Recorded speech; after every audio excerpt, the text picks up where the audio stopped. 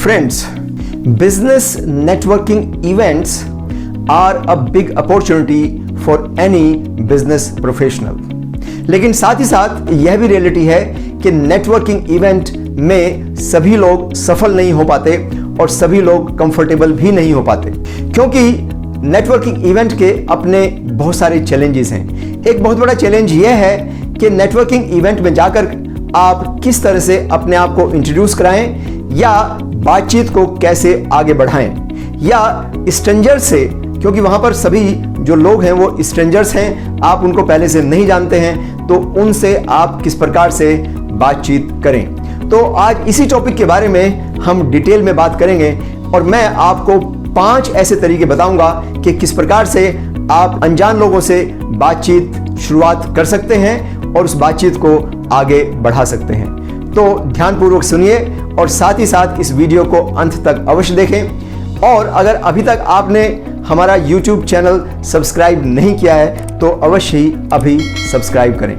तो चलिए शुरुआत करते हैं। तो सबसे पहला तरीका है, नंबर 1 इज दैट आप अपने आप को इंट्रोड्यूस करें। और इसके लिए यह जरूरी है कि आप पहले से अपना इंट्रोडक्शन तैयार करके रखें। लगभग 30 सेकंड्स का इंट्रोडक्शन अगर आपने पहले से तैयार किया हुआ है तो आप बहुत ही प्रभावशाली तरीके से अपने बारे में बोल पाएंगे।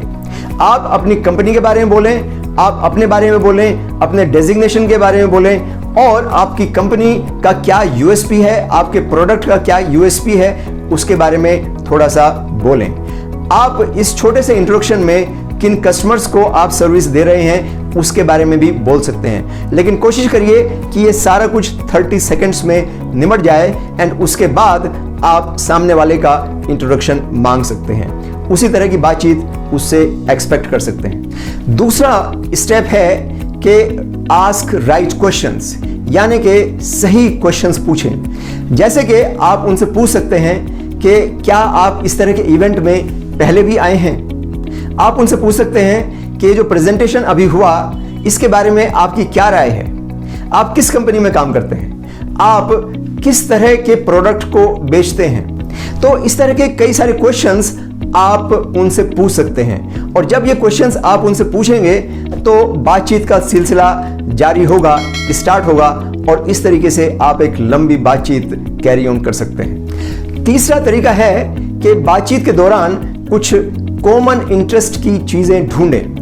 जैसे कि कॉमन इंटरेस्ट की चीजें हो सकती हैं, किसी पर्टिकुलर प्रोडक्ट के बारे में आपका कॉमन इंटरेस्ट हो सकता है या किसी टॉपिक को लेकर आपका इंटरेस्ट हो सकता है। कोशिश करें कि धर्म, रिलीजन या पॉलिटिक्स के बारे में बातचीत ना करें, क्योंकि कई बार ये कंट्रोवर्शियल इश्यूज होते हैं। पर अगर किसी कॉमन टॉपिक के बारे में, करंट टॉपिक के बारे में बातचीत चल रही है तो उसमें कॉमन इंटरेस्ट क्या है वो भी आप ढूंढ सकते हैं। अगर एक बार कॉमन इंटरेस्ट आप डेवलप कर पाए तो बातचीत आपकी लंबी चल सकती है।